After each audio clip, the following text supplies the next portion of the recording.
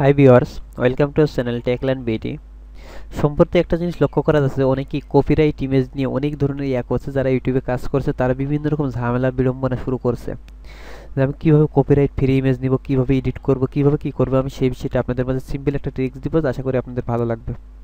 তা কীভাবে আপনারা কপিরাইট ফ্রি ইমেজ ব্যবহার করবেন সেই বিষয়টা আপনাদের দেখতে হলে অবশ্যই আমার ভিডিওটি শেষ পর্যন্ত দেখতে হবে। দেখতে হলে আশা করি শিখতে পারবেন, জানতে পারবেন। তার জন্য সর্বপ্রথম আপনাদের যে কোনো একটি সফটওয়্যারে যাবেন। সফটওয়্যারে যে আপনারা এই জায়গায় লিখবেন, জাস্ট আপনি ধরেন যে কোনো একটা ক্রিকেট লিখে যদি সার্চ দিই, ক্রিকেট লিখে সার্চ দেওয়ার পরে অনেকগুলো ইমেজ চলে আসবে। আমি সর্বপ্রথম ইমেজে সার্চ দিই, দেখুন এই জায়গা থেকে আমি ইমেজে ক্লিক দিলাম। ইমেজে ক্লিক দেওয়ার পরে এখানে দেখুন হাজার রকমের ফটো চলে আসছে। তা আসলে কি এগুলো কপিরাইট মুক্ত? না, এগুলো কপিরাইট ধরবে। আপনি যদি এগুলো ইউজ করেন তো অনেক সময় কপিরাইট ইউজ করলে এটা কপিরাইট ধরবে। যত এডিট করেন, এডিট করার মাঝে এগুলো কপিরাইট ধরতে পারে। তা আমি একটা বিষয় দেখাবো, এর মাঝেও আপনি কিছু কপিরাইট ফ্রি ইমেজ পাবেন। সেই ইমেজগুলো আমি আপনাদের দেখাবো কীভাবে কপিরাইট ফ্রি ইমেজগুলো ব্যবহার করবেন। কপিরাইট ফ্রি ইমেজগুলো ব্যবহার করার জন্য আপনাকে এখন কি করতে হবে সেটা হচ্ছে সেটিং অপশনে যেতে হবে। দেখুন সরাসরি সেটিংসে আসবেন। সেটিংসে আসার পরে অ্যাডভান্স সার্চে ক্লিক দিবেন। অ্যাডভান্স সার্চে ক্লিক দেওয়ার পরে আপনাকে যেটা করতে হবে সেটা আবার একটু মনোযোগ সহকারে দেখুন। জাস্ট এভাবে ট্যাপ করে একদম নিচে চলে আসবেন। আসার পরে ইউজার রাইটসে ক্লিক দিয়ে আপনি এই যে দেখুন নট ফিল্টার্ড বাই লাইসেন্স, এটাই ক্লিক দিবেন। এটাই ক্লিক দেওয়ার পরে আপনাকে এই জায়গায় অনেক কিছু দিচ্ছে, ফ্রি ইউজার শেয়ার।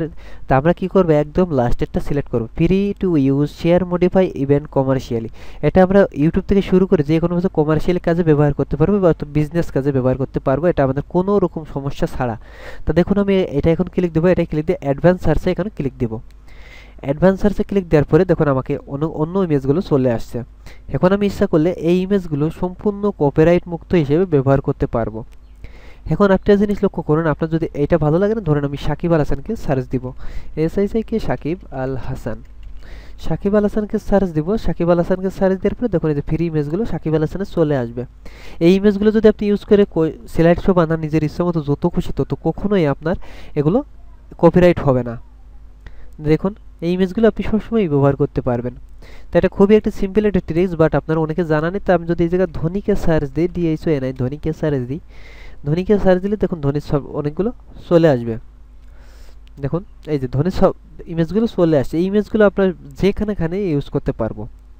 আরেকটি বিষয় আমি আপনাদের দেখিয়ে দেবো এখন, সেটাও আপনারা মনোযোগ করে দেখবেন। আপনি জাস্ট আমি এখন কপিরাইট ছাড়া আমি ইমেজ ইউজ করব। ধোনির একটা পিক নিব, ধোনির একটা পিক নিয়ে আপনি কীভাবে সেটা ইউজ করতে চাইবেন, সেটা জাস্ট কপিরাইট মুক্ত করবেন, সেই বিষয়টা আমি দেখাবো। ধরুন এই ধোনির এই সফটওয়্যারটা আমি জাস্ট সেভ করব। দেখুন সেভ বাটনে ক্লিক দিলাম। সেভ বাটনে ক্লিক দেওয়ার পরে জাস্ট আমি এটা এখানে সেভ করলাম। এটাকে সেভ করার পরে আমি এখন সরাসরি আমার ফাইল ম্যানেজারে চলে যাব। দেন আমি এটাকে ওপেন করব। সরি বন্ধুরা, একটু ডিস্টার্ব হলো। তা আমি জাস্ট এখন এটাকে ওপেন করব। এটাকে ওপেন করে পিকচার যেহেতু সেভ করেছিলাম, এই দেখুন সেই ধোনি, এই যে ধোনি, এই ধোনির এই সফটওয়্যারটা আমি যে কাজটা করব সেটা হচ্ছে ধোনির, আমি মাউসের রাইট বাটনে ক্লিক দেবো। মাউসের রাইট বাটনে ক্লিক দেওয়ার পরে প্রপার্টিজে ক্লিক দেবো। প্রপার্টিজে ক্লিক দেওয়ার পরে এই জায়গা থেকে ডিটেলসে আসবেন। ডিটেলসে আসার পরে এই জায়গায় টাইটেল দিবেন।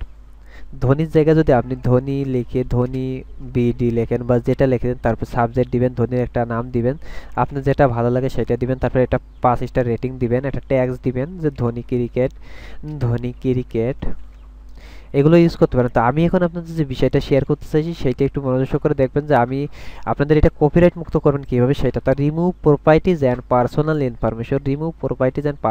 ইনফরমেশন, আগে সর্বপ্রথম এটাই ক্লিক দিবেন। এটাই ক্লিক দেওয়ার পর দেখুন এই জায়গায় চলে আসলে, এই জায়গায় আসার পর আপনাকে যেটা করতে হবে এই যে সিলেক্ট অল, দেখুন একটা সিলেক্ট অল নামে একটা অপশন আছে এখানে, সিলেক্ট অলে এটা ক্লিক দিবেন। এটাই ক্লিক দিয়ে আপনার remove the following properties from this file, just এই যে 2 নম্বর এটা সিলেক্ট করবেন। এটাকে সিলেক্ট করার পরে জাস্ট আমি একটু এইদিকে আনি, এইটাকে সিলেক্ট করার পরে আপনি সিলেক্ট অল করবেন। সিলেক্ট অল করে ওকে করবেন। দেখুন আপনার এটা থেকে কোনো প্রকার আর কিছু নাই। আপনি যাই এখন আপনি নিজের মতো বসিয়ে দিবেন, এখানে ধোনি লিখবেন। তারপরে আপনার যদি চ্যানেলের নাম দিতে চান তো চ্যানেলের নাম দিবেন, যে আমি টেকল্যান্ড দিলাম। তারপরে আপনি এটাকে রেটিং দিবেন। এটা কিন্তু একটা অফ পেজ এসইও বলে, যেটাকে আপনি যে ধোনি যে ট্যাগগুলো দিবেন, এটা ক্রিকেটের আপনার ভিডিও অনুসারে কিছু ট্যাগ ইউজ করলেন। ট্যাগ ইউজ করার পরে এটাকে আর কিছু করা লাগবে না, সরাসরি ওকে বাটন প্রেস করলেন, বাস আপনার এই ইমেজটিও এখন কপিরাইট ফ্রি হলো। এখন আপনি কি করবেন, জাস্ট ফটোশপে নিয়ে যা হালকা এডিট করবেন। হালকা এডিট করলে যথেষ্ট, আর কিছু লাগবে না, আপনার ইমেজটা কপিরাইট ফ্রি হয়ে যাবে। তা বন্ধুরা আশা করি বুঝতে পারছেন কীভাবে কপিরাইট ফ্রি ইমেজগুলো ইউজ করবেন, ইউজ করে আপনারা ভিডিও তৈরি করবেন। তো আজ পর্যন্ত সবাই ভালো থাকুন, সুস্থ থাকুন, আর অবশ্যই হ্যাঁ আমার ভিডিওটি লাইক করেন, কমেন্ট করেন।